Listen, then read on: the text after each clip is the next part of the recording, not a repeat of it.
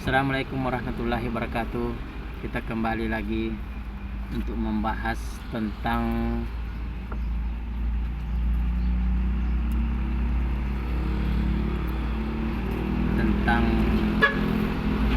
suami.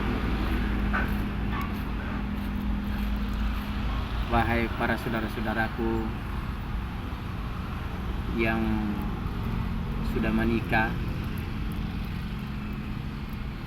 jagalah keluarga kalian, anak istri kalian dari bahan api neraka.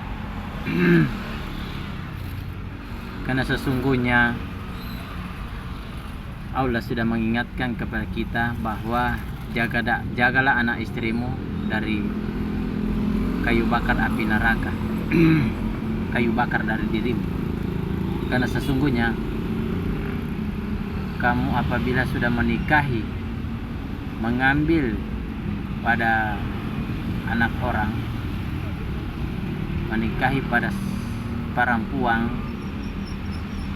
maka itu tanggung jawab penuh bagi dirimu. Ada 4 tanggung jawab yang kau harus penuhi. Selain itu, yang kau mau berikan kepada mereka itu kurang karena cinta, bonus lah istilahnya, bonus.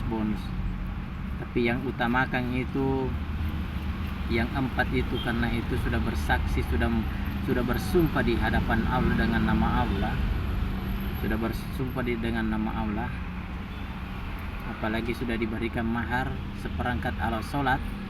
Baru setelah kau berikan seperangkat alat sholat, sedangkan sholat kau tidak mengingatkan, sedangkan aurat kau tidak mengingatkan, maka kamu sebagai laki-laki yang menanggung semua, yang memikul semua dosa-dosa istri, anak istrimu. Jadi hati-hati. Karena anak istri itu adalah tanggung jawab bagi pemimpin. Dosa istri ditanggung oleh suami, dosa suami tidak ditanggung oleh istri.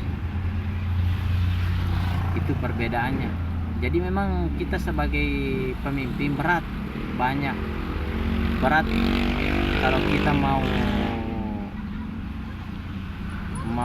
kutip satu persatu, sebetulnya berat sekali bagi sebagai laki-laki punya tanggung jawab. Karena tanggung jawab itu setelah kawin ada 4 yang harus kita harus jelas penuhi. Ada 4. Apabila tidak mampu kita penuhi itu 4, maka hati-hati siksaan Allah. Hati-hati siksaan Allah. Tapi yang paling penting itu, yang harus kita penuhi itu adalah nafkah lahir batin. Nafkah dua dengan pakaian itu yang harus utamakan sekali. Yang di belakang kalau sudah ada kelebihan, tapi kita harus mencari, kita harus memenuhi semua, karena kita sudah bersumpah di hadapan Allah untuk memberikan tanggung jawab kita sebagai suami. Mana lagi kalau sudah ada istri, diberikan nasihat, dia tidak mau dengar, dia nusus. Makanya Allah sudah jelaskan di Al-Quran bahwa kawinilah perempuan itu 2, 3, 4. Kalau tidak mampu baru 1, nanti terakhir baru 1. Karena menjauhkan dari segi-segi istri durhaka. Kalau memang istri durhaka, apapun itu dia tidak memikirkan, dia tidak pikirkan dia punya diri, yang penting dia cuma pikirkan DP keegoisan. Jadi kalau dua istri, di situ akan kelihatannya timbul istri yang betul-betul untuk ke akhirat, yang betul-betul ke akhirat. Kalau istri yang mau ke akhirat pasti akan dia ikhlas, karena sebetulnya kalau mau karena Allah sudah memberikan seperti itu kemudahan semuanya, bukan cuma laki-laki, kemudahan bagi juga perempuan, bagi istri. Kalau di rumah Kang, kalau dua kan bisa berbagi itu pekerjaan, anak satu melahirkan, satu kan bisa merawat. Itu kehebatan Allah kasih kepada laki-laki dan perempuan. Bukan cuma bukan cuma laki-laki yang senang, bukan, tapi laki-laki tak tambah senang. Karena kenapa? Dua istri, kalau dua-dua ini masuk surga, bukan main hebat, bukan main itu bukan main itu amalan yang mereka buat, dua istri. Karena semakin banyak makmum, semakin banyak pahala yang laki-laki dapat apabila dia mampu menjaga mereka dari semua sakit. Tapi kebanyakan perempuan berprinsip seperti, sedangkan dia bilang satu tidak mampu mau penuhi, kami punya keinginan, kami punya permintaan. Kalau itu yang mau dibahas susah, karena bagi perempuan yang tidak mau yang setengah hatinya mau ke surga, dia mau ke surga tapi dia tidak cuma hanya gampang mengatakan saya suka surga, tapi dia tidak mampu menjelaskan, tidak mampu melaksanakan, maka susah mau pikir seperti itu. Karena Allah sudah berikan contoh bahwa kita punya tanggung jawab sebagai suami hanya makan saja, bukan untuk mempertanggungjawabkan itu dia punya mau mewah-mewah, mau dia punya mau beli baju baru begini. Enggak, cukup baju sudah ada, sudah menutupi tubuh, sudah ada yang bisa mau ganti-gantikan, bukan nanti yang mahal-mahal, bukan. Karena Allah juga jelaskan di Al-Quran bahwa janganlah kalian berlebih-lebihan dan jangan boros. Jadi salah paham, salah tangkap kalau ada biar banyak uang. Kalau banyak uang bahkan bantulah misalnya teman-teman yang bisa membutuhkan, yang keluarga bisa membutuhkan. Kalau banyak uang, tapi jangan berlebih-lebihan. Tapi kalau orang mau kasih, tidak apa, kita ambil. Kalau misalnya baju mahal orang beli akan kasih hadiah, tidak apa, kita diambil.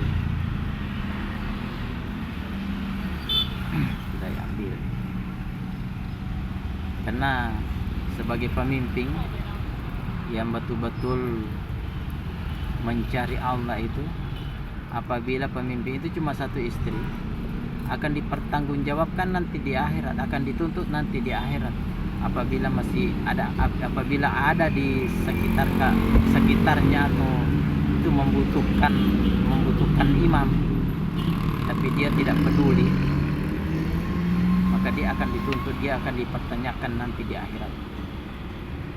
Karena Allah sudah jelaskan di Al-Quran 2, 3, 4. Kalau dia bilang saya tidak mampu, misalnya alasannya saya tidak mampu menjamin mereka dengan segala macam hal, itu bukan alasan. Yang penting dia mampu kasih makan, mampu memberikan pakaian, mampu dia memberikan tempat tinggal, mampu dia memberikan nafkah lahir batin, mampu dia memberikan nasihat, cukup itu. Itu sudah jadi sudah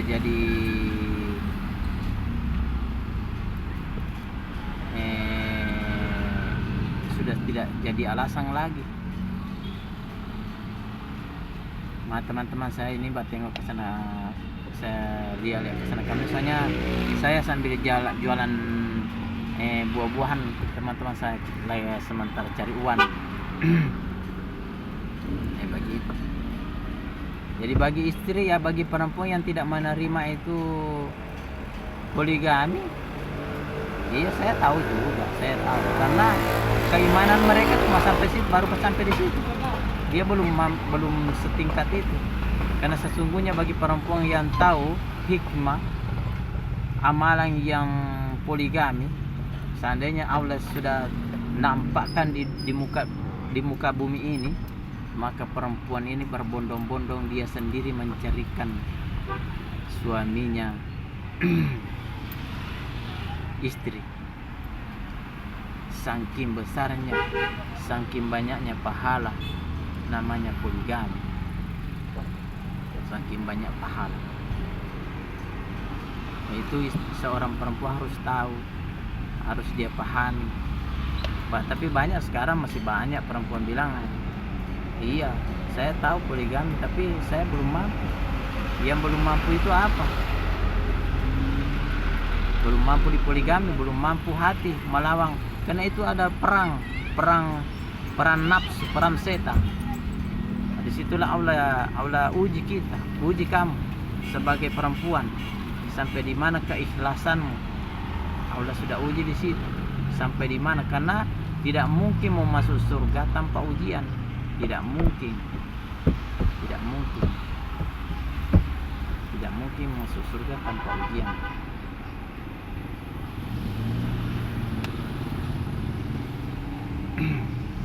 Tidak mungkin masuk surga tanpa ujian. Jadi laki-laki harus tahu itu. Bagi tentang poligami itu wajib bagi laki-laki apabila sudah memenuhi syarat tertentu. Syarat tidak banyak kok, syarat.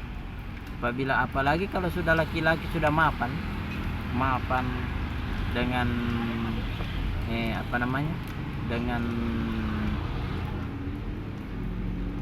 nafkah, dengan materi atau dengan keagamaan, dia mampu, kamu akan dituntut nanti di hadapan Allah. Kamu pasti akan ditanya di hadapan Allah.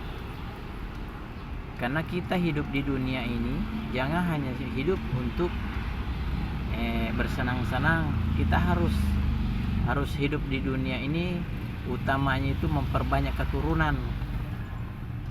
Jadi hati-hati bagi saudara-saudaraku. Jangan sampai kita tahu tapi tidak mampu melaksanakan. Harus kita berprinsip, tanamkan kepada istri-istri kita, tanamkan yang baik, tanamkan agar mereka itu tidak disiksa dunia akhirat. Tanamkan baik-baik dan pada anak-anak kita. Dan nanti kita ketemu lagi pada waktu yang lain kali. Sudah. Assalamualaikum warahmatullahi wabarakatuh.